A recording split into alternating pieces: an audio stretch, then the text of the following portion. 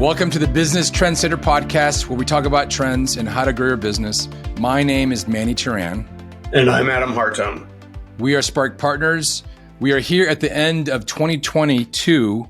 And looking back at this year, Adam, we've done a lot of talking about a lot of things, but all of them have to do with growing your business.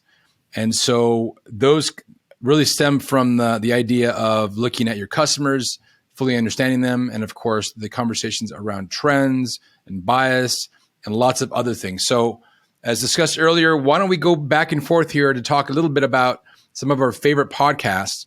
And then what I'd like to do is I'd like to kind of go through kind of a listing of what we've talked about and kind of volley back and forth a couple of things from some of these podcasts. So why don't you go first with your favorite podcast of 2022? No. I'm turning this one on you, Manny. You're going to go first this time. I always go first.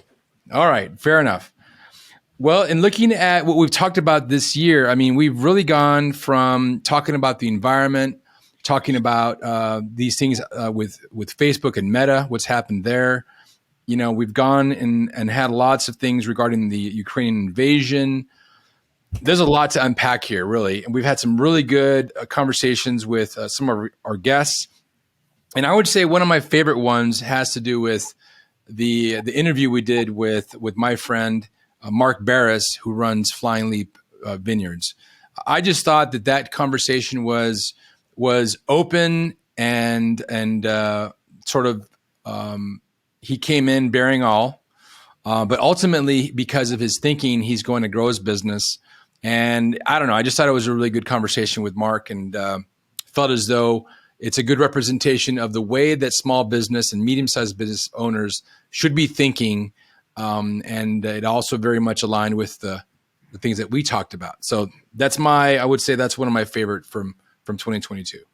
Well, I agree with you because what he demonstrated was that regardless of where you live, if you're an entrepreneur and you want to be successful, you look around at big trends and figure out how to leverage those big trends. I would never have said, hey, I want to be a winemaker in Tucson, Arizona. That would never have occurred to me.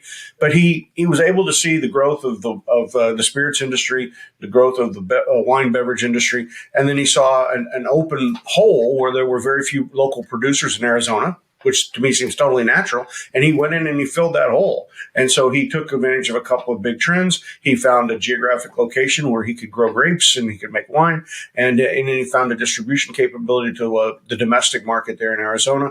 All of those were just demonstrating how you're not a victim of where you are. There's opportunities around you every place. It's just a matter of knowing the trends and then figuring out which ones you want to leverage. Agreed. You know, one of the things I like about that conversation as well had to do with the fact that, you know, Adam and I here, we talk a lot about trends, about where things are going. We have all these discussions. And in our discussions, we don't really talk about the value delivery aspect very much. We talk about the value, generating value and growing that value and spreading the words about the value, but very little about value delivery, which is the manner in which you deliver your value. And so that was really good because that particular conversation showcased the fact that having a supreme, efficient value delivery system is like the ante to play the game, right? You've got to have that. And so the reason that Adam and I sort of disregard this is because it's like everybody should be focused on doing that already. Now it's a matter of where are you going to be putting the energy of the company once you've got all the bases covered. Do you agree with that? Oh, absolutely. We take it as, the ante, as you said. It's the ante to play. But there are still a lot of people out there that don't put enough energy into getting their value delivery system right. And you can't live on strategy alone, even though strategy is crucially important. You've got to be able to execute. I totally agree. All right. So what about you? Which one of your favorite podcasts from 2022? I believe there was a recognition back in the second quarter of just how badly the government misjudged reopening the economy from the pandemic. There was this the sense of that we could that we're going to say, oh, the pandemic's over and everything would be back to normal in 30 days, without a real recognition of how business works, how businesses operate, what it took to shut down so many businesses for 2 years during the pandemic, and what it would take to get them reopened, what it would take to get that inventory back into shore, to get the factories going again. It was just sort of like, they thought so many people in policy positions thought they could flip a switch and it would all be fine. And I want to put my favorite person to hate at the top of this, and that's Larry Summers. I do have an MBA from the Harvard Business School, and Larry Summers was president of Harvard University, and I think he's just a supreme butthole. He'll do anything to get on television and say anything to get on television, and he lives totally to try to be in a place of power. And he demonstrates that economists can say almost anything and talk out of all 8 sides of their mouth at the same time. He tried to say that what should happen, that he was this genius because by handing people money during the pandemic when they would have starved to death without a little public assistance, he were going to create inflation, and that was going to be the death knell for the economy. And he's patting himself on the back all the time now about that. The reality is, if we hadn't given people money, we would have fallen into the Great Depression again. That was horrible. If anybody goes back and look at what happened in the late 20s and 30s, it was just a terrible situation where thousands of people starved to death in the United States. 1 in 3 people were out of work. Women were not allowed to work. It was a terrible situation. And it's almost like Larry Summers wishes we'd done that. And the reality is that then the second part of it is this assumption that we can use monetary policy to solve all problems. Yeah. So, oh my gosh, well, we're going to use monetary policy handing out money to give people buy. Well, okay, when the pandemic ends, we're going to use monetary policy again. So we get Jerome Powell looking at the problem, which is a supply chain problem, and saying, oh my gosh, we've got inflation, so I'm going to jack interest rates from 0 to 5% over the course of a few months. All of it due to the supply chain. I think we recognized early in the second quarter that the policy people in the government had not recognized what it took to get the wheels spinning again. The domestically spinning again and globally, especially in China, where they'd shut down the economy entirely and had gone to a zero COVID policy that kept people from working. There's just no recognition. And I think we spotted that in the second quarter and said, this is going to be problematic. I didn't assume that Jerome Powell would end up being the second biggest idiot that we have out there and thinking that he could solve supply chain problems by raising interest rates and throwing the country and maybe the whole world into a recession. But hey, then again, guy loves power. He wouldn't be the head of the Federal Reserve. So he's more than happy to be the next great recession creator, I guess. But I think looking back on the second quarter, that was a turning point in the economy. It was something we saw and something we said, you can start predicting on this. And, we started saying then, live like you're in a recession. Live like you're in a recession, because this isn't going to stop unless they get rid of Jerome Powell. He's going to jack these rates way up, and he's going to make life difficult for business people. Agreed. And, in looking at some of the conversations that we had over this past year, Adam, one of the things that I think is really, really important for our listeners and viewers to understand is that, we are doing this looking forward for you. We're doing this for us as well as business owners, but primarily the reason we do this podcast is to showcase to the very astute, very intrepid business owner that there are clues you can find today that will help you map out what you need to do tomorrow. I mean, I'm looking across, this is, we did over 48, actually almost 50 podcasts this year. And, each one of them was full of a lot of information that you could use as a business owner to make the right decision. We're not saying that we're soothsayers here with a cup full of tea. We're using it to read the future, but we are finding lots of clues by opening our eyes and looking at the way things are happening against the backdrop of trends and against the backdrop of understanding your customers. One of the other ones that I really liked a lot is actually when it came down to the conversations about the stock market falling down, right? A lot of people were making these decisions based on what they heard from a few of these pontificators. And at the end of the day, there's a lot of things that can happen with the stock market. And, again, we're not financial planners, but just being aware of what's happening with the rest of the world will make your job as a business leader easier. So what's another one that you like from this year, Adam? I think when we focused in on the big trends that are going to affect people for the next decade, and we took a real hard look, the two were demographics and the electrification or the environment. And on the demographic side, I think we hit it hard early, and we've brought it up several times. Jerome Powell keeps saying, hey, I'm going to ease up on interest rates when I see unemployment go up or when I quit seeing the demand for jobs outstrip the unemployment. And he's just completely ignorant of the fact that there's just not enough people. We're going to, you can throw this economy into a recession. There's still not going to be enough people. If you talk to anyone in retail this Christmas season, the number one problem in retail is they couldn't hire people to work in the stores. Again, that's because they're trying to pay people $15, $16 an hour, which is not a livable wage. But it gets back to the fact that there are opportunities. People can go elsewhere. They don't have to work for dirt. They can actually go find better jobs because there's just not enough young people. So I think trying to get people to understand that this demographic situation is here for another decade. There is not going to be any way to get enough people quickly. Immigration in the United States exacerbates the problem, meaning the lack of immigration. The immigration laws create a problem because we don't have enough people doing the jobs. And I think getting people to really start to recognize that, hey, don't look at the Federal Reserve. Don't look at some of the traditional benchmarks.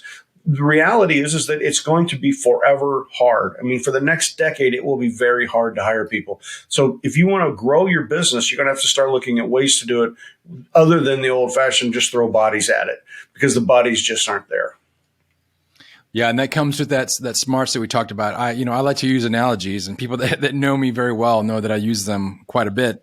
And, I think that some of the things that we provide in this podcast is like if you're going on a multi-day hike and you're going up into the mountains, and, you might have a map in your hand. You might have some understanding of the weather situation. But I think what we provide is really that missing piece of what are the other elements that are happening in the world that are going to provide either a positive or negative experience if you're going on that hike. Is there going to be a pack of wild wolves out there that you don't know about? Is there going to be, is your food going to run out, or is the spring that you thought is going to give you water going to be dry?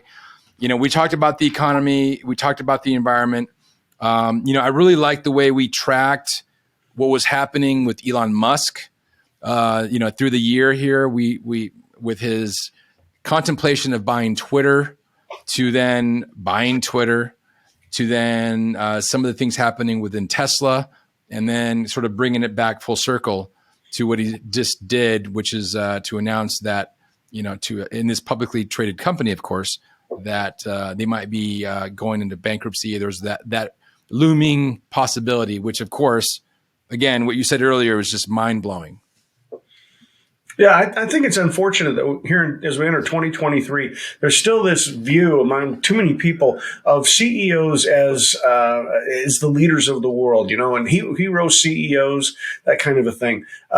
Great organizations move beyond their CEOs. They're more successful. Look at Apple, what it did after Jobs passed away, and it's continued to be a really good company. And too many CEOs are starting to think of themselves as great leaders and not think enough about what it takes to have a sustainable organization built on trends that can keep adapting and growing. And Musk is a good example. And, I was a very early supporter of Tesla. They sold every car they made. I saw they had tremendous opportunity. They were building on trends that customers had for what they wanted out of their cars. And Tesla was really building on it at a time when none of the auto companies, from General Motors to Ford to Toyota to Honda to BMW to Porsche or Mercedes-Benz, none of them were doing anything. And they were out there in the market early with it. And I thought that was great work. But then what happened was, I think over the years, and we started seeing this transition. And in 2022, we just saw complete change, in this guy who was running the company. And he seems to become totally self-absorbed. He's not thinking about how does he grow his shareholder value. There's a way too much talk right now about, he's spending Musk spent too much time on Twitter talking about whether or not Twitter is going to survive. And he keeps dumping these really dumb comments like, oh, there's supply chain problems in Tesla and it could cause the company to go bankrupt. I mean, 5 years ago, if we go back before the Trump administration, if a CEO of a corporation made a statement like that, it'd be sanctioned by the SEC. Furthermore, boards of directors just would have sat down with the CEO and said, listen, you can't talk that way. And now CEOs are just saying really ridiculous things. I think that's bad for investors because you don't know who to listen to. You don't know how to, what's going to really happen in the organization. It's particularly bad in the case of Tesla and Solar City and the Boring Company and Twitter, where you've got a CEO that's just sort of running his mouth off without any thoughts about what the implications are for what he's trying to say.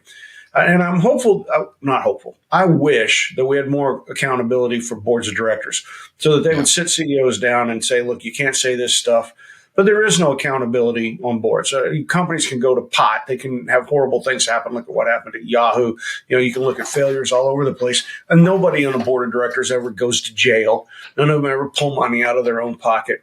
And so it's increasingly important that we as investors and as competitors in the marketplace understand what's happening. Don't rely on the board to tell you. Don't rely on the CEO to be honest. Because what we're seeing is these CEOs, hey, we just watched it in terms of Chapek taking over at Disney and then getting, Iger came in and undermined his protege and got him thrown out so that Iger could take over again. No, that's more like kingdom politics. I feel like I'm watching The Crown or something It's like a like banana that. republic politics It here. is. It is. It's not people running corporations with looking out for the best interests of shareholders. It's CEOs that are looking out for themselves, trying to figure out how to line their own pocket, and often saying things that are in their own best interest. And once again, it puts it back on us as investors and business people to say, what's really going to happen in these companies? What are the trends? What are the behavior sets of the customers? What can I anticipate happening? And don't listen to the CEO. Don't expect them to tell you what's going to happen. It's going to be up to you to figure it out. Yeah, and that actually brings me to one of the other topics that I really enjoyed us discussing over the year, and that has to do with bias. As human beings, we tend to want to surround ourselves with people that are just like us, and going to tell us how amazing we are, and this and that. But as good business people, it is our duty, our mission to make our company succeed, and in doing so, we need to fill our either professional or personal board of directors with people that do not agree with us necessarily, that are not like us, that have a different viewpoint. And this is extremely hard for business people to do because of the nature of the DNA of many business people is they're hard drivers, they're bulldozers, and a bulldozer doesn't want to have to deal with a big boulder in the way. But you know what? Sometimes you want to do that. You want to line your path with people that aren't going to agree with you because you're going to be able to produce a better path that will encompass a much wider audience. And so I really liked how in about 4 or 5 of these podcasts, we kind of went down into the weeds with respect to bias. People oftentimes they want to go do something new, and then they'll have everybody around them on the project are similar to them. And so there's nobody there that could say what would be an alternative way to go forward or what are some of the risks. That's what you're trying to say here, I think. And I'm always telling people, why wouldn't you bring somebody in to be part of the discussion who has a very different approach? Because you want somebody that can help you either see the risks or see the opportunities through a new lens. And it strikes me at how infrequently I see that happen.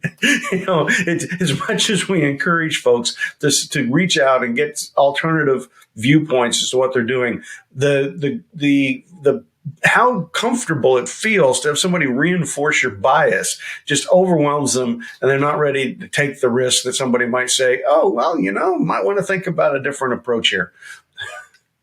Yeah, for sure. And I think that it's one of the hardest lessons that I've learned in running my own business. When I had my previous business as Terra, I grew up very quickly. And at a certain time, we were faced with essentially a growth stall, which is one thing we talk about here on the podcast. And I wasn't aware of growth stall. This is years before I met you, Adam. And, I had a board of directors. We sat around a table, and many of them were very successful in the corporate world, not necessarily in the high growth startup world.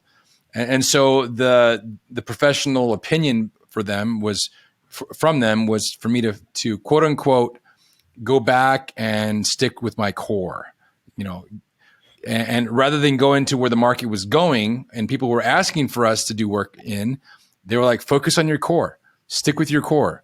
And by doing so, by sticking with my core, listening to people that were just like me, I ended up having to close that business down. One of the hardest lessons I learned, but one of the ones that is the reason that I'm here, because I don't want people to ever have to face what I did in taking the company that I grew from scratch and putting a bullet in its head, which at the end of the day was a very merciful act, but it was not a very pleasant one for me. Well, I think the FANG stocks went to pot in 2022 after many years of doing well. Facebook, Apple, Amazon, Netflix, Google, and also Microsoft had done quite well. And then we saw that market crater in 2022 and people questioning what's going to happen in 2023. And I think when we went back in the third quarter and we took a look at what had happened at Meta, it was very helpful, to say, wait a minute, most of these companies, Apple, Amazon, Netflix, Google, Microsoft, are seeing growing revenues. Their growth rate may not be as great year over year as it has been in some previous years, but we're looking at quarter to quarter growth, looking at quarter over year last year, quarter to quarter growth everywhere except Facebook, and meaning Meta, everywhere but Meta. And the point there was to recognize that the leadership, by focusing so hard on the Meta universe, thinking about the next big thing they want to do in Meta, they were not sufficiently managing the original core business, the ad business. They weren't doing enough to keep it competitive with other people that were in the marketplace. And thereby they had seen their revenue start to slip, which means that they've got to be really successful in terms of what happens in Meta. If they got to prove that that's a real market, the metaverse, they've got to prove that the products they have are going to sell, that there's some golden applications out there that'll bring people in. They've got to prove that now because they've let themselves slip into a growth stall. So helping people understand why it's more risky to be investing in Meta than the others, and to realize that probably a lot of the tech stocks are oversold. In 2022, they just had such a fantastic run for a decade that when people had a chance to get out the door, they did. And even though the stock was dropping, people were still, oftentimes multiples ahead, 200, 300% of the price they originally paid. And, I saw hanging around on all of them was pretty good, with the exception of Meta. And that one was just much riskier because of the growth stall. Mm-hmm. Yeah, for sure. And, I also enjoyed we have the tendency to, we're not political per se, but we do sometimes cut pretty close to the bone. And there was a conversation, one of the podcasts we had very early in the year about Peloton and about Bitcoin. And so that one in particular, with respect to crypto at least, we've talked about that a number of times this year. And, you've been extremely open about your thoughts on crypto. I've been historically more in the middle, but I think now after what happened with FTX, it's pretty clear that the cryptocurrency framework is nothing more than a fad, and until it gains some real traction with governments, it's not going to go anywhere. So I really enjoy the fact that we've talked about that and have been extremely bearish about the situation. That it really gives people some food for thought. Yeah, when we started 2022 with Sam Brinkman-Fried running this company, FTX, and he's handing out millions of dollars to lobbyists, and he's giving it to politicians, and he's running around telling everybody the future of cryptocurrency is the future of the world, and he got a lot of media, and he's handing out a lot of money, which helps him get a lot of media, and it's where I think we can help the people we work with. Like, hey, you and I aren't on NBC, talking to people. We're just trying to say this is the way the world's going to go. If you act like Sam Brinkman-Fried, you get a lot of publicity, and then pretty soon the people in journalism start thinking, well, maybe it's true. Maybe what he's saying is true because, hey, there's a lot of people repeating what he's saying. Not thinking through the fact that, hey, the reason the politicians are saying this is good is because they're getting millions, literally millions in donations for their PACs. This guy's the greatest thing in the world. And then I think it was last week, Manny, you sent me a picture of Sam Brinkman-Fried, and it said, FTX, the biggest fraud of all time. It's a long way to drop, but hey, it was all very anticipatory. We could see it coming. We knew what was going to happen. There was never a basis or a foundation for this whole crypto world to be built upon. And so but it never ceases to amaze me how folks spend too much time just looking at the high level headlines and not doing their own assessment, not paying attention and saying, well, is there any there? Or is this just a bunch of journalists who don't know any better, repeating something that they've heard more than once? Yeah. The whole idea of the media and kind of where it's gone over the years is just, it makes me want to shake my head. We did talk about CNN Plus, how that went to pot. Mm-hmm. We did talk about things happening with with the king, the installation of the king. That was an interesting podcast as well. We do talk a lot about these things happening in the world because we feel as though we're presenting these to you as information for you to make decisions on your business.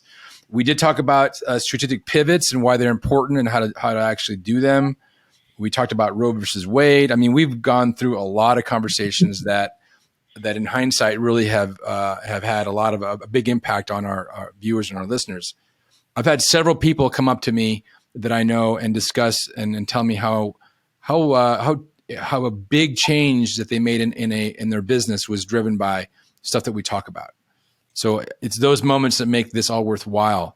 We also had that really cool seminar, the Growth versus Grit, their Growth Takes Grit seminar. That was really good.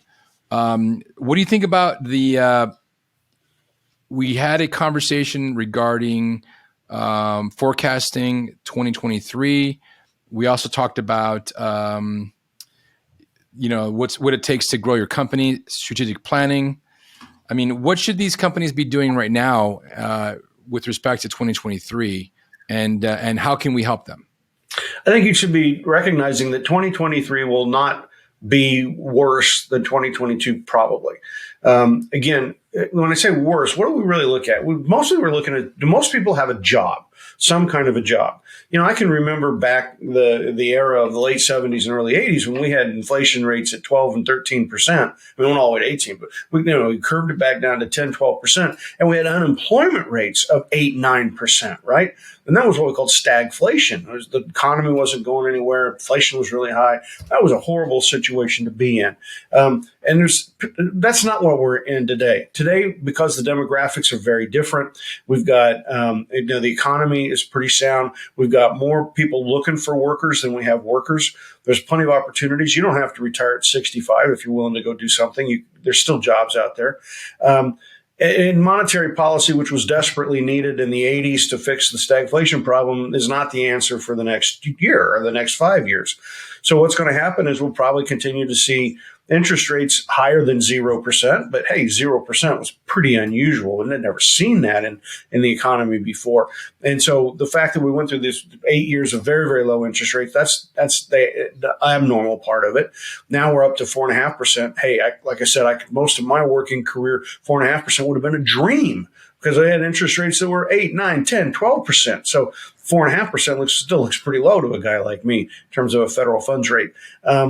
And I think that's where we'll continue it. But the biggest thing is it's not going to break the back of labor. We're not going to be sitting there seeing all of a sudden high numbers of unemployed, able to go hire people at any price. No. And that's just, it's a different world today. Look for automation, look for artificial intelligence, look for ways to try to keep growing your business. And the fact that you're going to pay that the Fed funds rate is going to be 4 and you're going to have to pay 6.5, something like that. Or, maybe it comes down to 5 for you because interest rates, funds fall to 3. That's the way it's probably going to be. And it's probably going to be that way for a couple of years yet. The stock market will probably continue its rotation, but infrastructure, for all the money that we're throwing at it now, we're not building new highways. We're repairing old highways. And so that's not where the growth is. The growth is going to continue to be in new forms of technology. And so looking at biopharmaceuticals, growth in new solutions to illness, changes in healthcare, all of that will be aided by improved technology in terms of electronics and in terms of artificial intelligence. So there's going to be a lot of opportunities to grow. And I just keep trying to tell people, are you using that in your business? Are you flipping burgers by hand, or can you put a machine on it? Now's the time to be thinking about those things. Fully agree.